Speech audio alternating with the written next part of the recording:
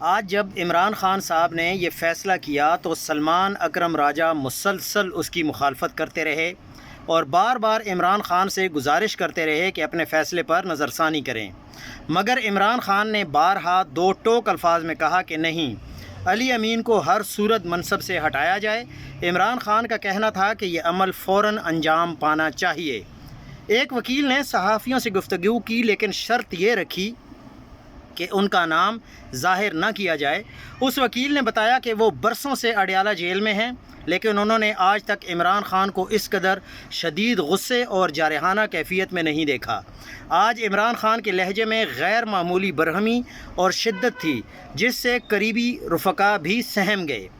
اسی وکیل کے مطابق سلمان اکرم راجہ بار بار عمران خان کو سمجھاتے اور فیصلے پر نظر ثانی کے لیے آمادہ کرنے کی کوشش کرتے رہے، لیکن عمران خان اپنے موقف پر ڈٹے رہے اور دو ٹوک الفاظ میں کہا، نہیں، فوراً علی امین کو ہٹاؤ اور سہیل افریدی کو وزیر اعلیٰ مقرر کرو، یہی میرا آخری فیصلہ ہے، اور یہ پاکستان کی تاریخ کا عمران خان کے دور میں سب سے اچھا فیصلہ ہے۔